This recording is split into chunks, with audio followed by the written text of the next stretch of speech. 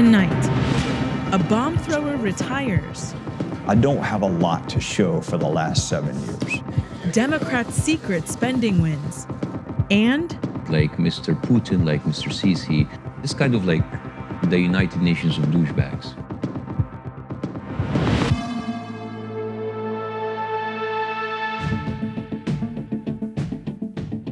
Three large buses carrying 60 American diplomats left the U.S. Embassy in Moscow this morning. Russia ordered the expulsion after the U.S. kicked out 60 Russian diplomats in solidarity with the U.K. over the attack on an ex-Russian spy and his daughter. Britain blames Russia for poisoning Sergei and Yulia Skripal with a nerve agent in Salisbury, England last month. Earlier today, Yulia Skripal spoke out for the first time since she was hospitalized, saying her strength is growing daily. A doctoral student shot and killed 4 people at a university in central Turkey.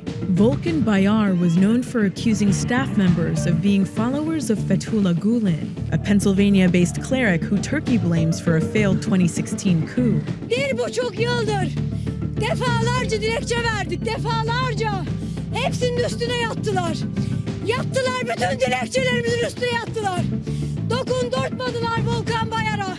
Bayar's reported target was the university's dean of education, but he wasn't in his office during the attack. Instead, Bayar killed a deputy dean, a secretary, and 2 teaching staff, and wounded at least 3 others. Police arrested him shortly after. The Surgeon General issued an advisory today encouraging more Americans to carry naloxone, which can reverse the effects of an opioid overdose. Those overdoses have more than doubled since 2010. Naloxone generally doesn't require a prescription, and most pharmacies stock it. Walgreens announced last October that it would carry naloxone in each of its 8,000 pharmacies around the U.S. This is the first advisory issued by the Surgeon General's office in 13 years, since a 2005 warning against drinking during pregnancy. Australia and the UK have announced formal investigations into whether Facebook breached users' privacy by improperly sharing data with third parties. Facebook admitted yesterday that up to 87 million people's accounts had been compromised in the Cambridge Analytica data leak, more than 30 million more than previously thought. Facebook CEO Mark Zuckerberg has agreed to testify in front of Senate and House committees next week. President Trump told reporters aboard Air Force One this afternoon that he didn't know about his personal lawyer's payment to silence Stormy Daniels shortly before the presidential election. Do you know where he got the money to make that payment? No, I don't know. And he ignored a question about whether he'd ever set up a fund for his lawyers to draw from. Trump also said that EPA Administrator Scott Pruitt has done a, quote, fantastic job, but said that he hadn't yet reviewed news reports about Pruitt wasting taxpayer money on luxurious travel and office furniture. Another one of those stories hit today, as the New York Times reported that at least 5 EPA officials had been reassigned or had left the agency after pushing back on Pruitt's spending.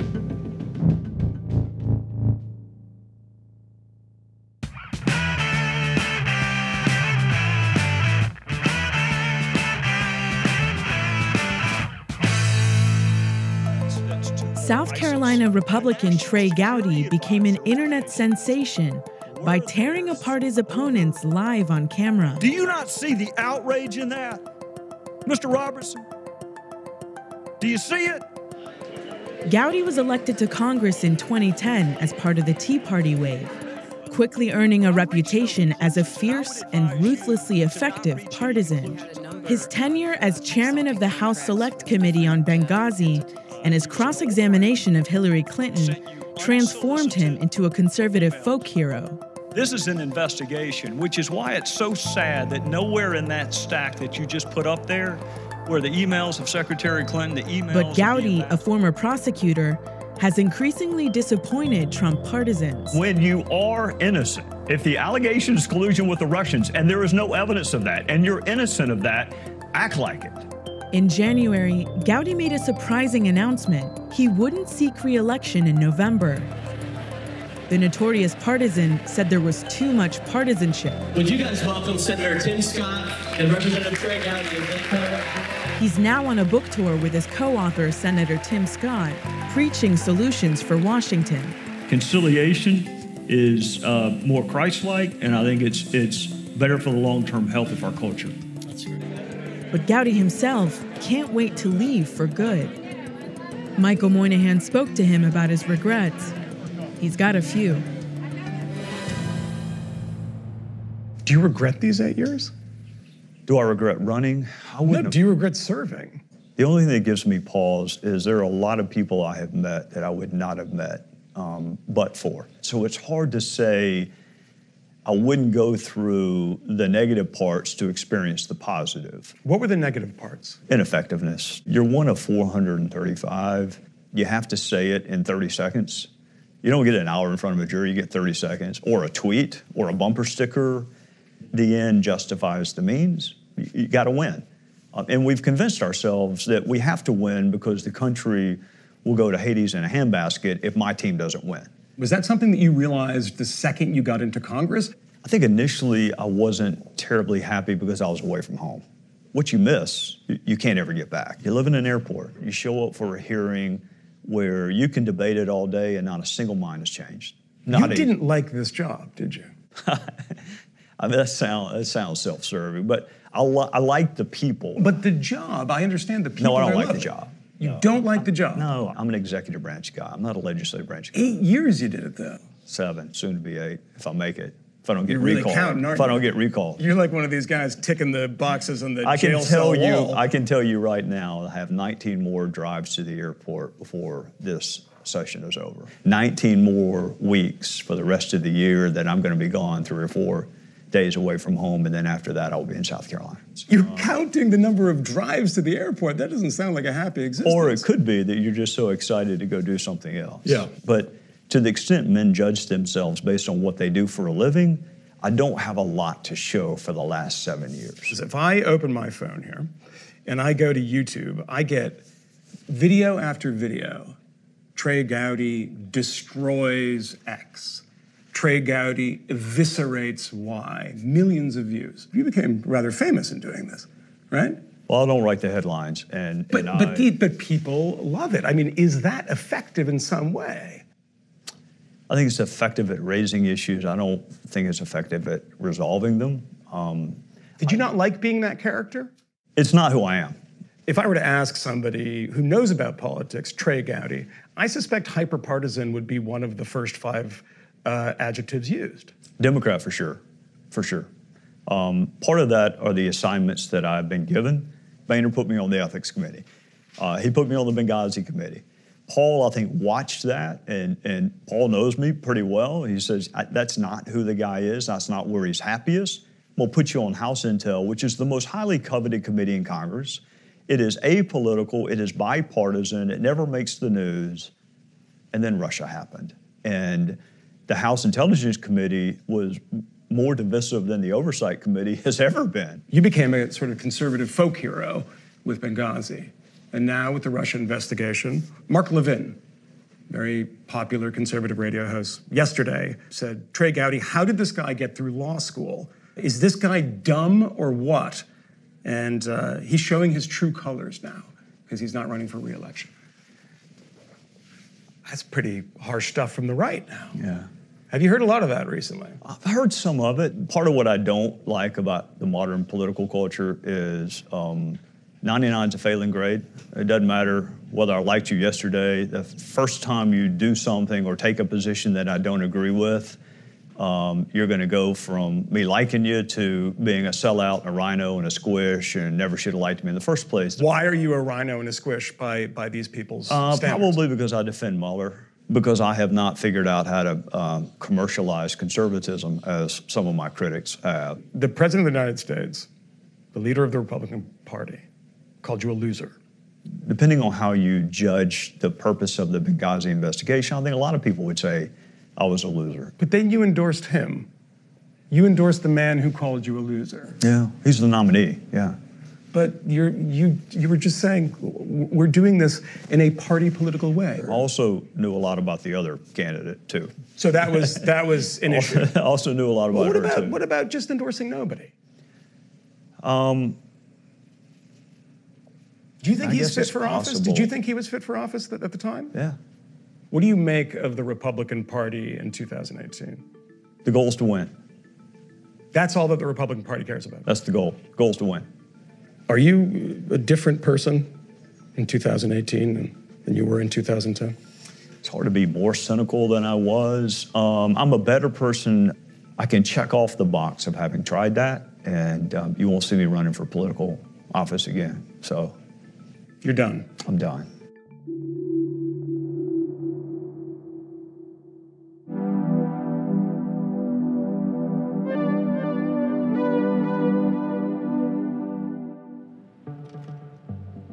Last night, President Trump had dinner with House Majority Leader Kevin McCarthy, and there's a good chance they talked about ways to walk back government spending that's already been appropriated. That makes sense. Trump wasn't pleased with the $1.3 trillion spending package, known as the omnibus, that Congress sent him in late March. There are a lot of things that I'm unhappy about in this bill. Trump originally asked for $1.1 trillion in discretionary spending for this year. Congress approved $1.3 trillion. He wanted an increase in DoD spending for a total of $639 billion. The omnibus has $654 billion in it. He wanted to cut the budgets of state, Homeland Security, and the EPA. None of those budgets saw the cuts Trump wanted. I say to Congress, I will never sign another bill like this again. I'm not going to do it again. Nobody read it. It's only hours old. And now that he and everyone else are figuring out what he signed, he's probably even less happy. That's because this appropriations package is kind of a win for liberals. As The Atlantic put it, it was a domestic budget to make Barack Obama proud. First, you kind of gotta understand how this budget got to the president. Since 2013, the appropriations process has been governed by a congressional agreement to cap spending in a way that all parties hated to force everyone into spending less money. Limits were put on both military and non-military spending, and people have been complaining about it ever since. This year, Congress made a deal to raise the caps. The military got a big boost, but the trade-off was that Democrats pushed forward some of their priorities. Bipartisan provisions from the Fix Nix bill are in it, which allows more funding to flow to the states to fix some of the holes in our background check system. Also, language in the bill clarified that the CDC can research gun violence. Speaking of research, the omnibus contains, according to the American Association for the Advancement of Science, the largest year-over-year increase in innovation and research funding since 2009. The independent agencies, like the Corporation for Public Broadcasting and the National Endowment for the Arts, that were on the chopping block in Trump's version of the budget, got more money. Tiger grants, which help fund state and city infrastructure projects, were given more money than what President Obama asked for in the past. Trump, despite his push for a big infrastructure bill at some point in the future, wanted to do away with these. And a project to dig a tunnel under the Hudson, known as the New York-New Jersey Gateway Tunnel, was not canceled out the way the president wanted. Instead, Democrats got kind of sneaky and made sure funding from another program could be assigned to this one without Transportation Department approval. One infrastructure project that the president does like was appropriated $1.6 billion. That money was approved for security, fencing, and levees on the southern border. Of course, Trump has said he wants the money to build a solid wall along the entire border, and this doesn't quite get him there. And the law doesn't include any language that would restrict sanctuary cities from continuing to receive federal funds, something that was discussed in the negotiation process. Congress also pulled some of the funding for Homeland Security to hire more immigration and border agents, despite the fact that Trump has called for this in an executive order. And just for fun, the legislators made sure to continue to include wording that bars the federal government from messing with the states that have legalized medical marijuana. So how did a Republican president with a Republican-controlled House and Republican-controlled Senate end up with a bill Democrats kind of like? The answer? Timing. How much do you think government shutdown deadlines plus election year equaled, okay, we'll just give everybody what they want? I think this was a significant factor. I think that there was a great desire to show that Washington was working. And what's the best way to show Washington is working? To kind of sweep the problems under the carpet. And effectively, that's what deficit financing does. In some ways, it's kind of akin to a pyramid scheme. Everything looks great now, right? Look, we came up with this great deal. Don't worry about what's going to happen in the future. Pay no attention to that. But eventually, it's going to come back to bite us.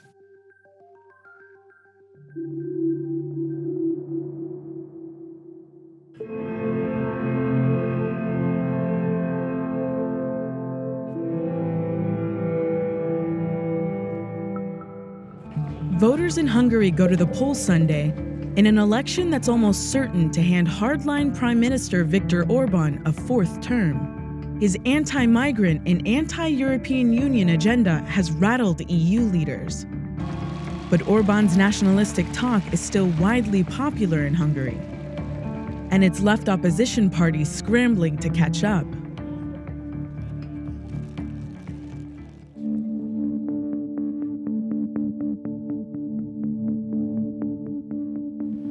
Jó napot, nem, bocsánat, az egy pillanatra megállíthatom? Beteg vagyok. Elfogad egy szórólapot tőlem? Nem? Jó, köszönöm. Anti-government campaigner Marton Gullias has a simple goal: anyone but Orban. His movement says Orban and his ruling Fidesz party is corrupt. They're focusing their efforts on districts where Orban's party won less than 50% of the vote. Can you tell me what your group is trying to achieve with this tactical voting? Yes, 4 years ago, 76 districts voted against Fidesz, but because the opposition parties were so fragmented, they couldn't achieve anything. So right now we are promoting the idea to voters that if you want to see a change in that particular district, you should cast your vote on that candidate which has the best chances to take it over from Fidesz. But those chances are pretty slim. Hungary's opposition is splintered, and Orban's zero-tolerance stance on immigration has already won over many voters. Some are very easily convinced by a Fidesz propaganda campaign, claiming that Hungarian-born liberal billionaire George Soros is trying to take away Hungary's southern border wall. De ez egy hazugság, uram. Amit itt állítanak, ez hazugság. Lehet, hogy az hazugság, hogy hazugság, nem? Tehát azért... Nem, de azt állítja, hogy együtt lebontanák. Nem fejeztek ki ilyen szándékot. What just happened here? Okay, in the center, it's George Soros, and around Soros, there are leaders of the Hungarian opposition party. And the billboard says that they are together combined, will try to demolish the southern border wall, which is not true. And, you know, the problem is with this poster, the people believe it. People in the countryside, for example, even the guy here asked me that, why would it be a lie if they are standing together, hugging each other? And I told him that, look, this is a Photoshop program. Wait, so people believe this really happened? They believe that it really happened, yes. Orban has used his big majority to push through reforms that consolidate his power, make it easier for his supporters to buy media companies, and hand out government contracts to friends. To his critics, Orban's hometown itself has become a symbol of corruption. The EU is formally investigating the use of €2 million in public funding to build a vintage railway here. It's almost never used and runs for just 3 stops between the villages where Orban grew up. An ornate 4,000 capacity football stadium stands at one end of the rail line, just 10 metres from one of Orban's childhood homes. It's big enough to seat more than twice the village's population, and it was paid for in part with corporate tax breaks Orban introduced. Your opposition are saying that there are many people who are close to the government, rich businessmen who are being awarded contracts that are not being contested. Many of them are with EU funding, and that is crony capitalism. Are you saying this is not true? That's a matter of political taste, and that's a political message.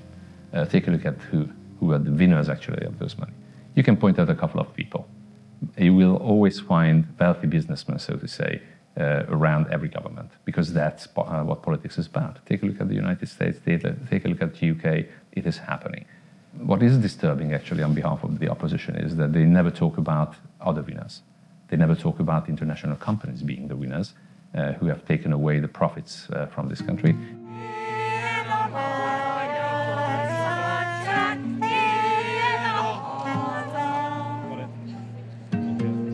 Orban's popularity among core voters is rock solid. Tens of thousands of people turned up for this pre-election speech in Budapest. Hogy el akarják venni az országunkat. Hogy néhány évtized alatt más földrészről érkező idegeneknek, akik nem beszélik a nyelvünket, nem tisztelik a kultúránkat, törvényeinket és életformánkat, akik le akarják cserélni a miénket a sajátjukkal. What did you make of Viktor Orban's speech? Did you have any favorite parts? Orbán megmutatta ismét, az oroszlán körmeit, holott ez a kormány nem csak a mai helyzetben javított az emberek sorsán, hanem biztosítja a nemzetnek a jövőjét. Az Európai Unióval szemben meg akarjuk védeni a szabadságunkat.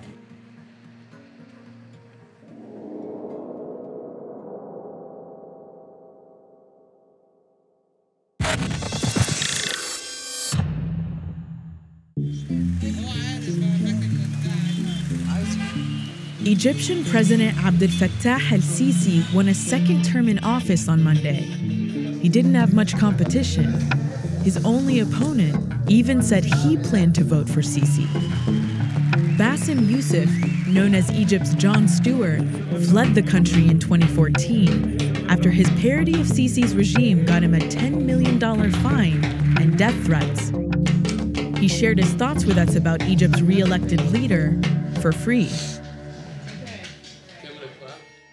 My name is Bassem Youssef. I escaped from my dictatorship in Egypt to come here in America just in time as you guys are starting your own. I'm very happy to share a wonderful moment of democracy back in my home country. There's a lot of rumors that say that Sisi was running alone, which is absolutely not true. Let's look at the challenges. You had Ahmed Shafiq, who's the ex-prime minister. He changed his mind after a brief period of house arrest.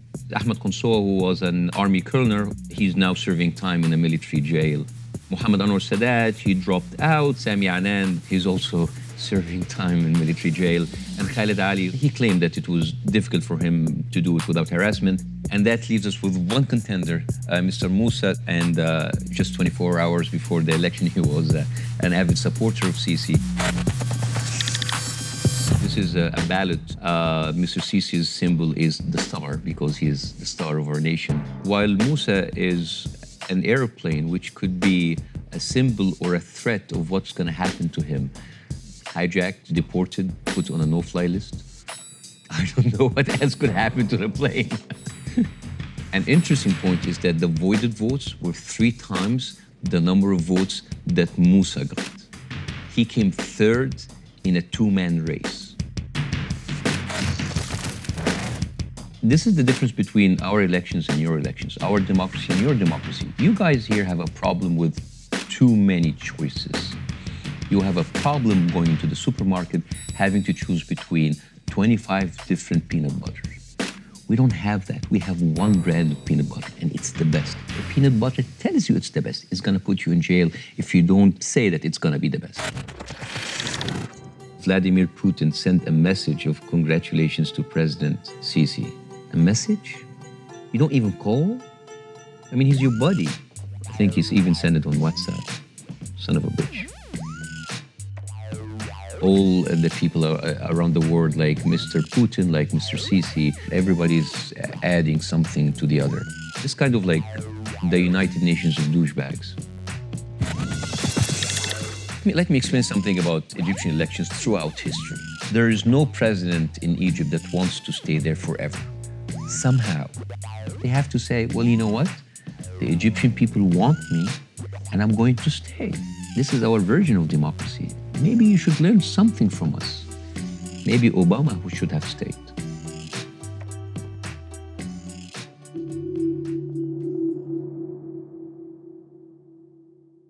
That's Vice News Tonight for Thursday, April 5th. Tune in tomorrow night for the Season 6 premiere of Vice on HBO. How long have you been in the system? It's since 12 to 17 now. Dang, I've been in it all early since 14. I'm going on 3 years. I got 50 more, to be honest. I got 50 more years. Growing up in a violent neighborhood, I saw firsthand how the young people in my community ended up in the system. I've been in my own version of this. It ain't no place a child's supposed to grow up. We lost a population of young kids. We're helping these young folks believe, and they have something to contribute to society. It's easier to talk to somebody who's been through the stuff that you've been through. I think you could break the mold in your family. I want to be the first one to grow up and not go to prison.